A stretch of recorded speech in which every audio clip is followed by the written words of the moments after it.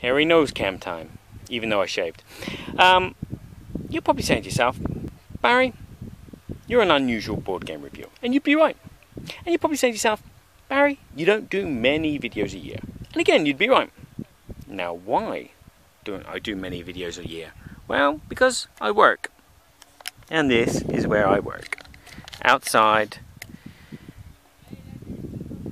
in this place.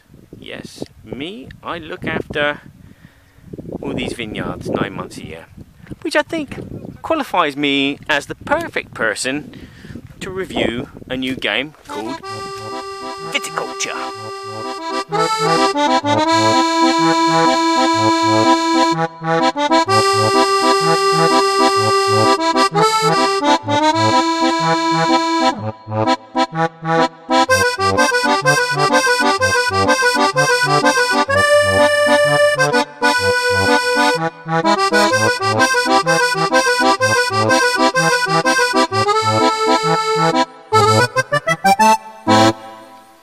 Viticulture is a worker placement board game about owning a vineyard and making the most out of that land and making money, making wine to win the game. It gets better and better. Technically, this game is a board game about the job that I do. But why would someone want to play a game about a job that they do every day? Well, for me, moving to France, I had no friends. And my first friends that I had were my work colleagues. And so I thought, why don't I try get them introduced into board gaming? Because board gaming is a good social way to unwind and have a laugh and have fun and find out who your real friends are. So I thought, yeah, I'm going to look for a winemaking game. Now I had a good look around the internet to try and find a good winemaking game, and there were lots. There was Vino, Vintage, Vinos, and several others. But they all seemed overly complex, and the one game that came to mind was this one. Not Tuscany, no. Viticulture, because of its simplicity. And the second reason is because I love my job. Each player will have a starting mat like this, which is their land that they have. They also have 3 money and they have 3 workers, 2 small and 1 large. Also, each player will receive a Pinot card and a summer visitor card randomly. During the game, you'll be developing your land. You'll be planting vines in your 3 fields here. You'll probably need a trellis or an irrigation to plant certain types of grapes because different grapes have different needs. You can plant, well, you can't plant a windmill, but you can build a windmill, which will give you a victory point whenever you plant something. You'll have a tasting room, which is whenever you do a tour, you'll get a victory point. But all these things cost a lot of money. So let's give an example of what happens. You'll be planting some grapes into a field. So, for example, if I plant this Pinot here, I'm going to need a trellis, so I'd have to pay for the trellis to be built. And then if I build this, plant this. I'm building grapes and planting buildings. If I plant this Cabernet Sauvignon, I'm going to need an irrigation as well as a trellis to plant it. And some of them, as you can see, don't need anything whatsoever. You can just plant them willy-nilly. And during the game, you'll be harvesting a field or maybe 2 fields to recuperate and get a récolte of grapes to put in the pressoir, the crush pad. Okay, so for example, if I was to harvest this field, I'd get a level 5 quality red grape and a level 1 quality white grape. As you can see, these numbers add up to 6, which is the total value of what a field can hold. You can't hold anything more. I couldn't plant that there. But you can, if you build a yoke, take something off and then move things around, which is always useful. So if I harvest this field in the future, I will have a level 5 white and a level 1 red. During the game, you will be also pressing these grapes and turning them into wines. At the beginning of the game, you only have a small cellar. You don't have a medium or a large cellar. So the only thing you can build, so if I was to crush this level 5 red grape, it would become a level 3 red grape. And whereas this level 1 red grape would just be a level 1. If I had a slightly larger cave, that red grape would have been a 5. And also what happens is when you have a medium cellar or a medium cave, you can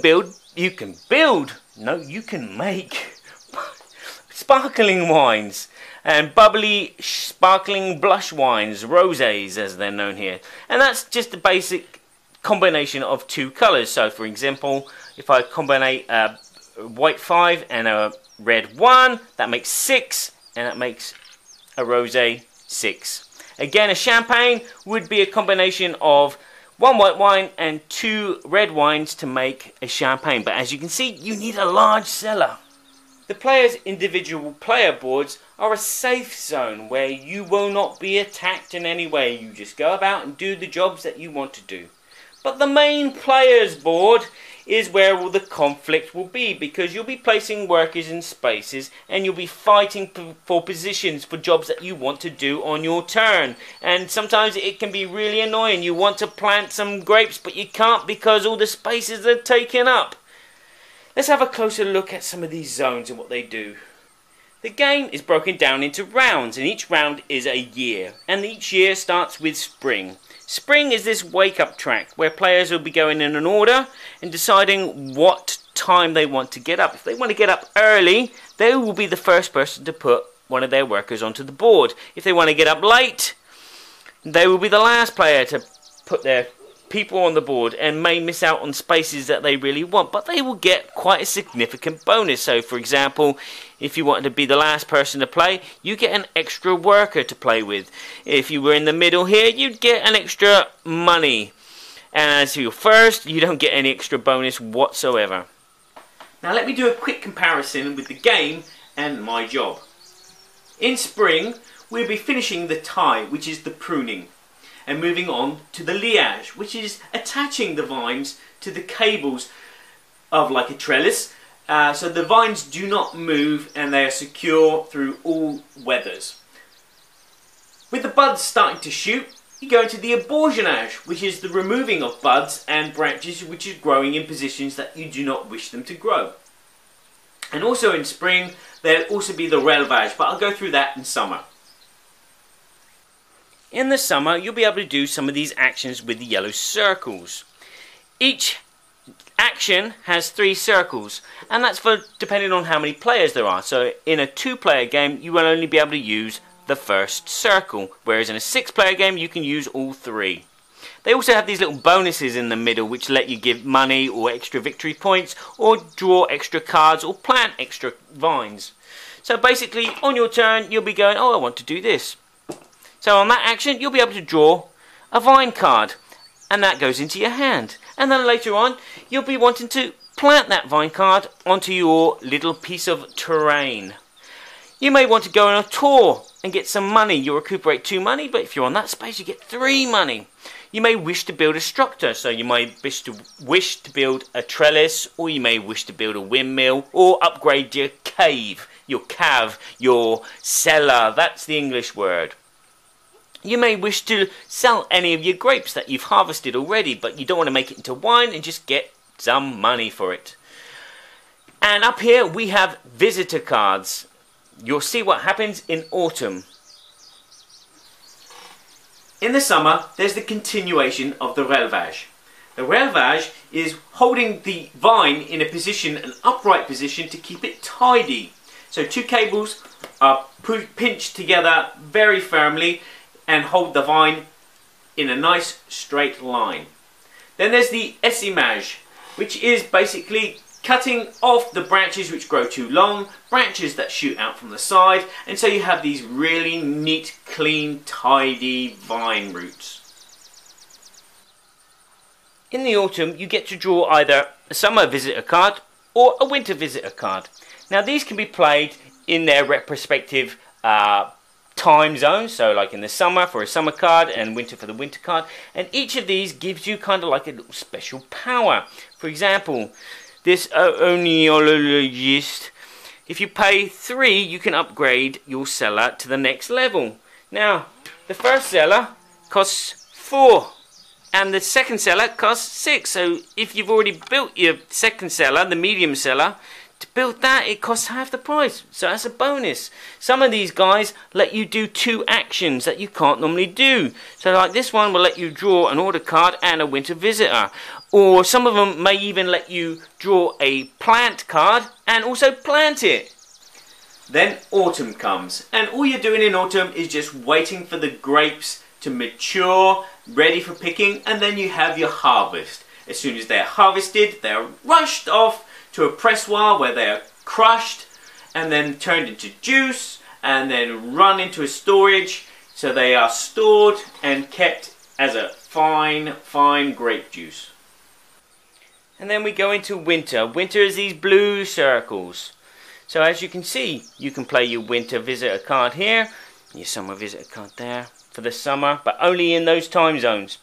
You can put one of your workers here, pay 4, and you'll get an extra worker for the next year. And then you can get up to 6 to help you out during the game.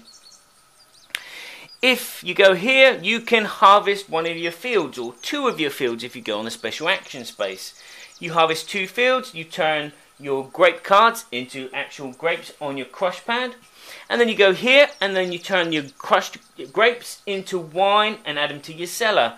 And then you want to sell your wine, you need to go here, but you need an order card. These purple cards are the order cards, and they come in varieties of different types. So like this one, you need 2 rosés, a level 6 rosé and a level 5 rosé. This one you just need a red level 4 and a white level 2, or just a red 5, and you will get the points marked, and you'll get this residual, which is at the end of every year you'll collect that money, and your residual will build up over the course of the game. You'll have 2 to a maximum of 5, and this is where obviously you draw these purple cards. This space here is important because you can use it either in the summer or the winter if you've got any workers left over, or you haven't got anything else to do. You can just place them there to get 1 money. If you use a worker in the summer, you can't use the same worker in the winter. Once it's down on the board, it stays on the board until the end of the year. And in winter, you wait for the leaves to fall off the vines, or you shake them off with a tractor, and then you start pruning, ready for the next year. So summing up for Viticulture. Viticulture is a board game that every wine drinking worker placement fan will adore. That's not Viticulture. Yes, it is very much like Agricola, and if you like Agricola, you might like this because this is lighter, this is easier than Agricola. This is easier for many reasons. The text on the cards is easier to read, and the actions are simple on the cards. You haven't got to bust your brain trying to think how you're going to use the card to get you the advantage. They're pretty much simple. They pretty much give you an opportunity to use an action space which is blocked by other players, or they give you the chance to do several actions at the same time. The other nice thing about the game is the grande worker, the bigger worker. He basically can go into a space and do that action even if all the spaces are blocked. He can't take the bonus, but he can do the action. So if you really needed to harvest that year, you just chuck your grande worker in. You've only got 1 grande worker, so you have to use him very, very wisely.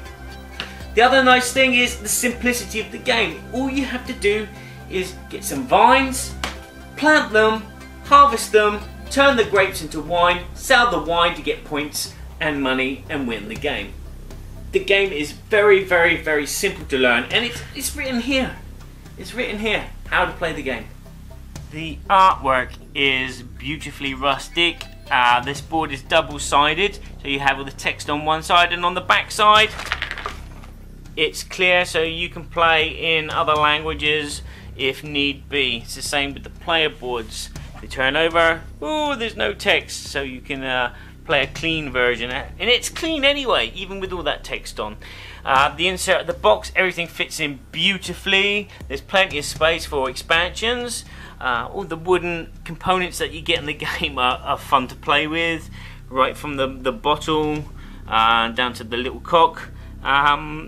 The player boards and the gems, little crystals here for marking what your grapes are and wine, are beautiful. Although if you are big busted and you're reaching across the table to get to the main player board, you do tend to knock them a bit. I wish there was a way of resolving this, maybe like a PVC coating on top with little indentations where the numbers are, so you could drop these into nicely.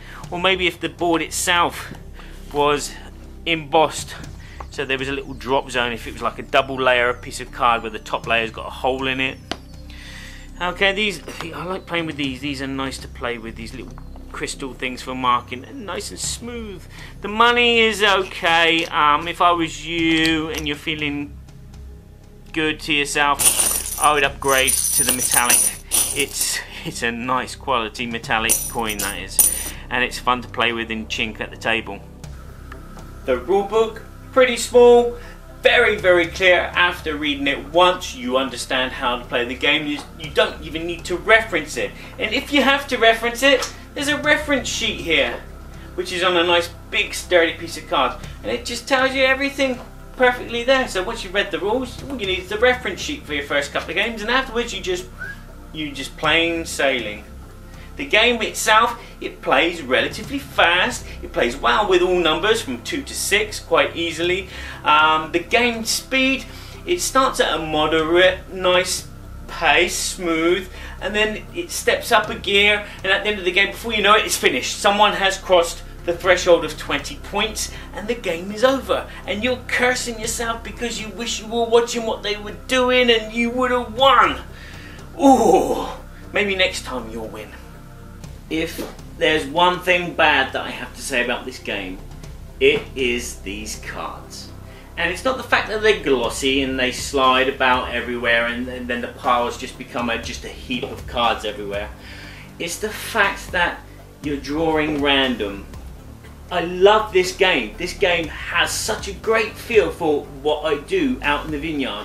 Obviously I don't encompass all these facets of travail, work. I don't build structures. I just plant and I harvest and I prune and I look after everything. But you're drawing one grape card sometimes, and sometimes it's not the colour that you want, or it requires something that you didn't want to build. For example, your strategy might be just to build a trellis and not build an irrigation and just plant vines which just needed a trellis or no trellis whatsoever. And then you have to pay out more to get an irrigation because the cards that you've picked up, each time you pick one up every year, it requires an irrigation. Or it's the wrong colour. You've got whites already. You don't want whites, you want red grapes.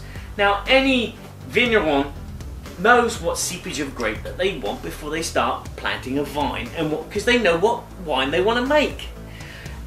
So then you've got the wine orders. They're random. You draw one and it says, oh, for 6 points make a champagne of level 7 and a white wine level 4. Oh, brilliant, I get 6 points and 2 residual money. But if you just keep picking up some cards which are just 2 points and 1 residual money, it makes a difference to your strategy in your game. So you have to change your strategy. You can't start the game and go, okay, this is what I'm going to do. I'm just going to build a trellis. I'm only going to build a medium-sized cellar because I don't want to spend too much money, but I want to build a cottage and a windmill and a tasting room because I want to get points that way. You can't do it if you're drawing the wrong cards. Then there's your visitor cards. Now, I can't really moan too much about these because they're random and it fits the theme. You never know who's going to come and stay at your cottage on your land, and it's nice that you get these and they're random.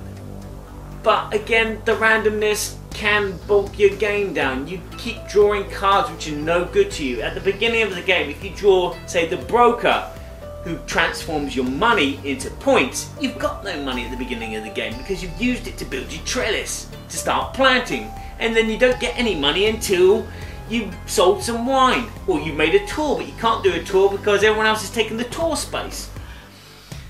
These little things just bulk the game down for me. I wish there was a market for, say, just the grapes. That was the only thing. So you put 3 cards out and then when you go to draw a card, you can take one of those three or draw a blind one. And that way you know what you're planting, you know what you're going to grow, you know what wines you're going to go for. It's the same for the orders. If there were three out here, and then you could choose one, because you don't want to get big mega points at the beginning. You don't want to be stuck with a 6-pointer card which requires 2 types of rosé wine. You just want to get a nice small easy one which you can do in a small cellar, because that's how all vignerons start. Well, most of them. They don't all start with millions of dollars and build a really big cave to make really great wine. They always start off small and then build bigger. That is the only thing which bugs this game down for me, but everything else about it is just wonderful. One of the fantastic mechanics about this game is the wake up track in spring. This kind of mitigates any kind of luck in the game a bit. Not tremendously, but a bit. By choosing what time you're going to wake up, chooses your start order. Okay, and it also chooses a special bonus for you. So yeah, you could want an extra summer visitor or winter visitor card, or you might just need some more vine cards because you keep drawing the really bad ones, which gives you a good chance of going first if no one else puts their cock in front of you. But obviously, if you put it there, and you've got a good chance of going first, picking the first place, and you get to draw 2 cards or 3 cards. Wonderful. So, if worker placement's your thing and shouting at decks of cards is your thing, Viticulture's your thing as well. It's a wonderful game. This game I adore a lot. In the couple of months that I've had it, I've played it around 40 odd times. Sometimes with other people, but mainly alone. Alone, you say? Well, yes. Tuscany is expansion for Viticulture, which has a solo variant in it, as well as lots of add-ons. Do these add-ons make this game better? Is the solo variant better than the one in Agricola? You'll have to watch my next video. That's why I have to cheat. I don't wanna play